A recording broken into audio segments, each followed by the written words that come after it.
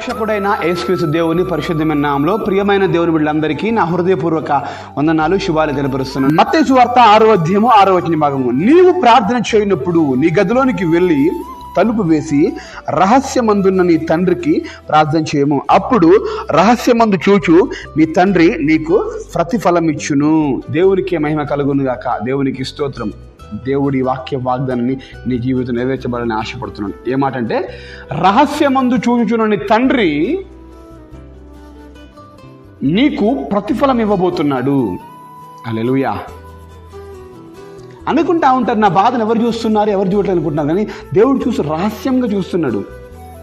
ఇక్కడేముంది, నువ్వు రహస్యమందు నీ గదిలోనికి వెళ్ళి నువ్వు ప్రార్థన చేస్తే రహస్యమందు నీ తండ్రి, పరలోకపు తండ్రిని యేసుక్రీస్తు ప్రభు అది విని నీకు జవాబు ఇవ్వబోతున్నాడు.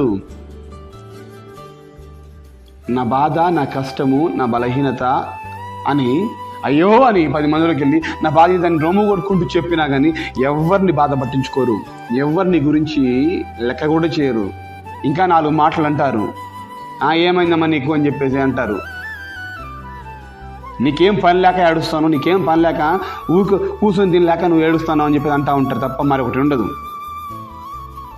ఈరోజు నువ్వు ఎట్లాంటి పరిస్థితులు ఉన్నా, నువ్వు పురుషుడివైనా స్త్రీవైనా, లేదా వృద్ధాప్యంలో ఉన్నటువంటి వ్యక్తి అయినా కావచ్చు, యవనస్తుడైనా కావచ్చు, ఒకవేళ నీ స్థితి ఎలాంటి పరిస్థితులు ఉన్నా, ఉన్నతమైన టాప్ పొజిషన్లో ఉన్నా కానీ, లేదా అసలు లేని పరిస్థితులు ఉన్నా కానీ, నువ్వు ఎక్కడి నుంచి ఈ మాట వింటున్నా కానీ నీతో దేవుడు మాట్లాడుతున్నాడు. నీ సమస్య ఎవరు చూడలేదు అనుకుంటున్నావు కావచ్చు. మనుషులు చెప్పుకుని మనిషి ఎవరు పట్టించుకోవట్లేదు, ఎవరు చూడట్లేదు. నన్ను ఒంటరితనంతో వదిలేస్తారు, ఒంటరిగా వదిలేస్తారు, నేను బాధపడుతున్నాను అనుకుంటున్నా కావచ్చు.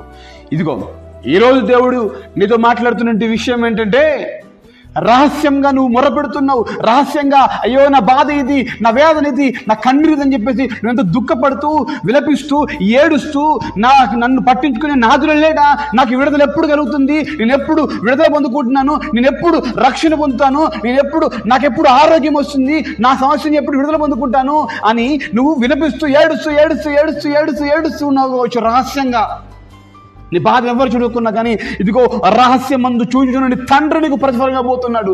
ఆయన కూడా ఒక్కసారి రహస్యంగా ఇస్తాడు. ఎప్పుడు దొరుకుతుందా నువ్వు అనుకుంటావు కానీ ఏదో ఒక సమయాన ఉన్న పాటుగా చెప్పకుండానే, నీకు తెలియకుండానే నా దేవుడు నీకు ప్రతిఫలము సమాధానం ఇచ్చి ఇవ్వబోతా ఉన్నాడు. ఎంత గొప్ప మాట ఇది. అందరు కన్నులు ఆశ్చర్యంతో చూస్తారు, ఆహా మీరు దేవుడు ఎంత గొప్ప కార్యం చేశాడని. నా దేవుడు నీకు ప్రతిఫలం ఇవ్వబోతున్నాడు. నువ్వు చేసిన దానికి, నువ్వు పడిన బాధకు ప్రతిగా విడుదల ఉంది. నువ్వు ఈరోజు ఏ బాధపడుతున్నావో ఆ బాధకు ప్రతిగా దేవుడు విడుదల ఇవ్వబోతున్నాడు. ప్రతిఫలము అంటే అదే. నువ్వు ఏదైతే పడ్డావో బాధ, ఏదైతే ఒంటరితనంలో ఉన్నావో ఆ ఒంటరితనం నుంచి దేవుడు 1000 మంది మధ్య నిలబెట్టబోతా ఉన్నాడు. నువ్వేదైతే అప్పుల్లో ఇప్పుడు కూరుకుని పోయావో ఇదిగో నిన్ను అనేకులకు ఇచ్చే విధంగా దేవుడు చేయబోతా ఉన్నాడు.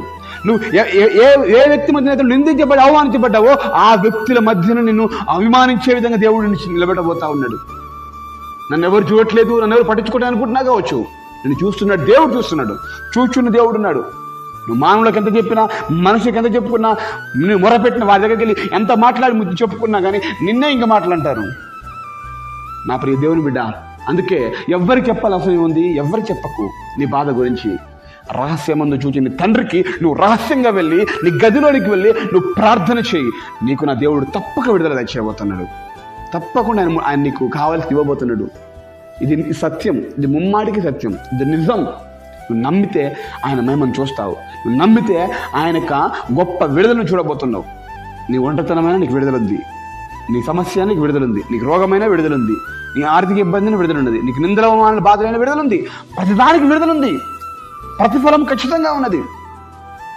నువ్వు ఎందుకంటే అందరికీ తెలిసేలాగా అందరూ చెప్పుకొని బోర్న ఏడుచుకుంటూ ఏడవలు. నువ్వు రహస్యంగా నీ బాధ నువ్వు ఏసేకి చెప్పుకున్నావు. అది కూడా ఆయన కూడా రహస్యమందు నిన్ను రహస్యమందు ఆ ఒంటరితనంతో నిన్ను రహస్యంలో నువ్వు ఏడుస్తుంటే చూసి నా దేవుడు ప్రతిఫలం ఇచ్చి నిన్ను ఘనపరచబోతా ఉన్నాడు. కనుక ఈ మాట నమ్మినట్లయితే నా జీవిత వాగ్దానం నెరవేర్చబడాలి, నేను ప్రతిఫలం పొందుకోవాలి, నేను పడిన బాధకు ప్రతిగా నా దేవుడిను విడుదల దయచేయాలి, ఆనందపరచాలి అని నమ్మినట్లయితే నాతో పాటు కళ్ళు మూసుకుని ప్రార్థనలు ఏకీవించు. ఈ ప్రార్థన ద్వారా దేవుడిని విడుదల కలిగబోతున్నాడు. ప్రార్థన చేసుకుందాం. ప్రార్థన. మహాగణుడా స్తోత్రం, వందనాలు తండ్రి. ఈనాడు మీరు మాతో స్పష్టంగా మాట్లాడి బలపరిచారు. వందనాలు తండ్రి. మా బాధ, మా వేదన, మా కష్టం అనేకులకు మనుషులకు చెప్పుకుంటే అది ఇంకా సూటిపోటు మాటలాగా ఉంటాయి. కానీ ఎప్పుడైతే సమస్య వచ్చినప్పుడు నీ సన్నిధికి వచ్చి ప్రార్థన చేసి రహస్యం ముందు ప్రార్థన చేసినప్పుడు రహస్యం ముందు చూచే నీవు మాకు ప్రతిఫలం ఇస్తామని వాగ్దానం ఇచ్చావు తండ్రి. ఆ ప్రతిఫలం మేము పొందుకుందాం గాక. ప్రతి బిడ్డ ఒంటరితనానికి నుంచి విడుదల పొందుదురు గాక, అనారోగ్యం నుంచి విడుదల పొందుదురు గాక, వారికి కష్టం నుంచి బాధ ఇరుగొందు నుంచి విడుదల పొందుకుందరు కాక తండ్రి. ప్రతి సమస్య నుంచి వాడు విడుదల పొందుకొని కావాల్సిన జవాబు పొందుకున్నట్టుగా సహాయం తెచ్చియమని నాజరేయుడైన యేసు శ్రేష్ఠ నామములో కృతజ్ఞతతో అడిగి వేడుకొని పొందుకుంటున్నాం మా ప్రియ పరలోకమున్న తండ్రి. ఆమేన్, ఆమేన్, ఆమేన్. దేవునికి స్తోత్రం. అందరికీ నా హృదయపూర్వక వందనాలు. Praise the lord. యేసు రక్తమే జయం. హల్లెలూయా.